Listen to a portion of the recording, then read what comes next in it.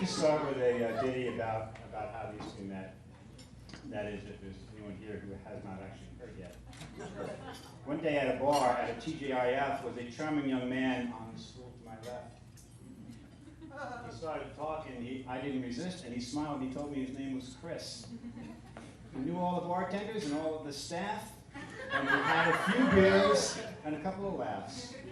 In very short order, I was comfy with him, until a bit later when my daughter came in. She came in to meet me and Sue after work, and in true Jessica fashion, said, "Who is this jerk?" Yeah, she's tough on the boys. We call it direct. She's a little high-strung. So it has this effect.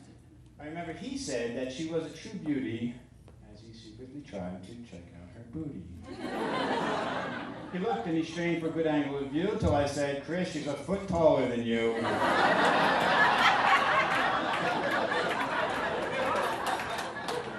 He backed off and he said that he'd recommend that I think about having her meet his good friend. He said the guy was beyond reproach, a teacher, a master's degree, and a coach. The kind of a guy that a mother could love. Clearly a saint that he thought the world of. It took quite a while for him to persuade, but I finally agreed, hey, this match could be made. So Mike got a text saying essentially, "Wow, stop what you're doing and get over here now. I think she's a model, and she's got it all, and she really likes guys that are especially tall." So believe it or don't, but it really is true that this union started in a bar over brew. It may seem a bit crazy. Oh, I gotta give props here to Christopher Faisal. Where is he?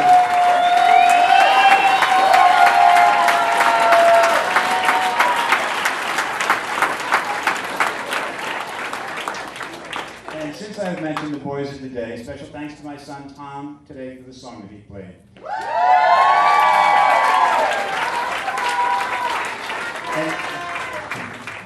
An ode from the altar to the left and above, apropos to the day, it's called Storybook Love. Special mention to Jeffrey, whose role as best man, he lost 25 pounds on his own master plan. And to David, Mike's brother, who's long-haired and gallant, and you might know him from America's Got Talent. It's true. There's Chris, who I mentioned, and then Mikey K, who you shouldn't confuse with Mike Keller today. And finally, Jay, Michael's high school persona, who made it today despite moving to Arizona. Now, I know that you noticed the girls hot as Hades, the bridesmaid, the girlies, the bride's special ladies.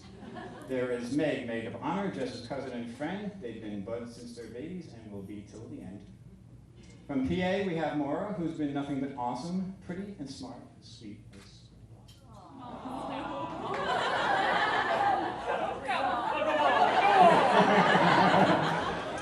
My friend Maribel, who wears the beach glow, is as kind and as warm-hearted as you'll ever know.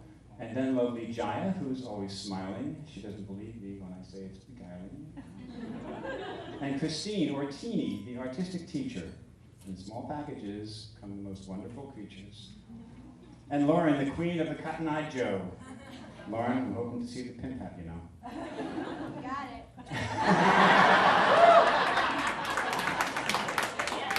And sweet Carolyn Mooney, the volleyball nut, bachelorette party planner of red-headed sluts.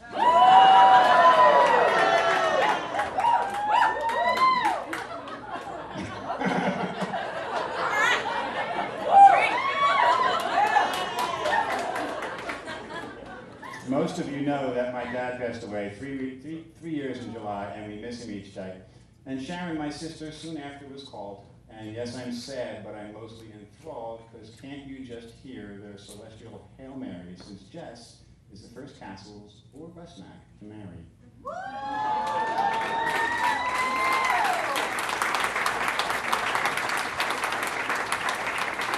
This is actually fun.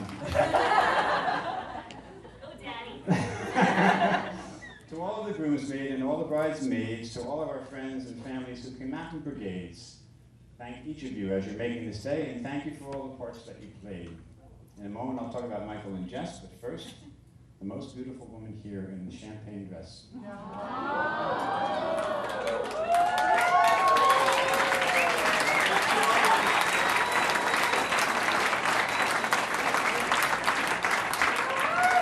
I'm going to address this next part to my wife. You are the fabric, the purpose, and my reason for life. There is no sonnet or verse that has ever been written that comes close to describing my level of smitten. There's no author, nor playwright, nor deaf librettist can express what I feel after having been kissed by the love of my life, my sweet Susan Clare. My love, my choice, to which none can compare. I've said it before and I'll say it times 10. Given the chance, I would do it again. If some wondrous force took us back way back when, and the lives that we lived started over again, I would find you and court you and make you my wife. You're the fabric, the purpose, and the reason for life.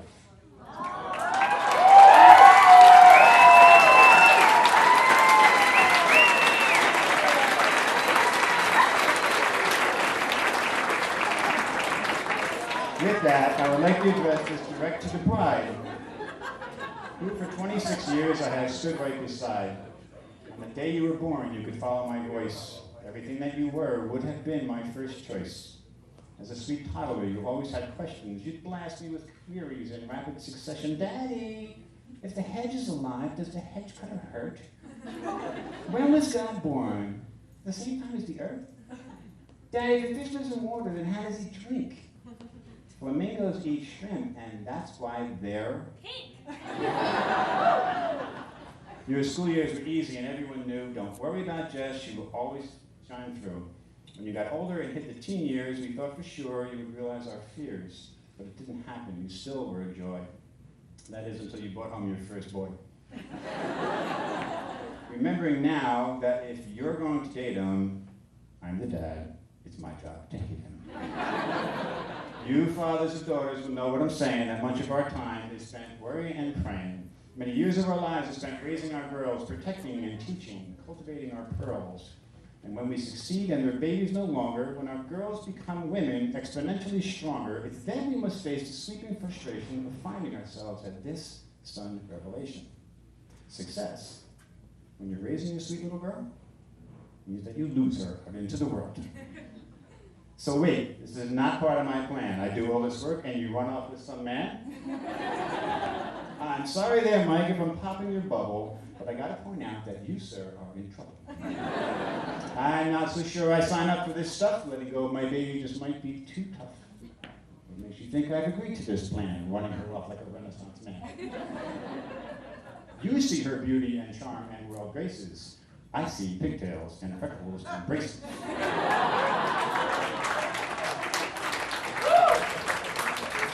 Aren't you aware that you're taking my sweetie, running her off to Hawaii or Tahiti? Whatever the case there, Mr. Smitty.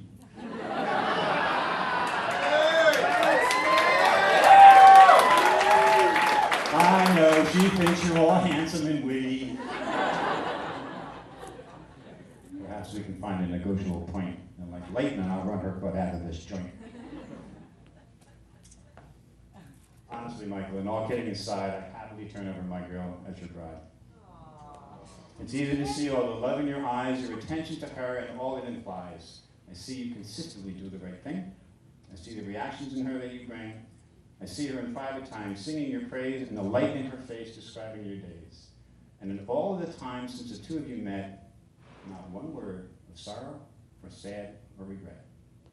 A match made in heaven. If it ever was true, the planets aligned here for Jessica and you.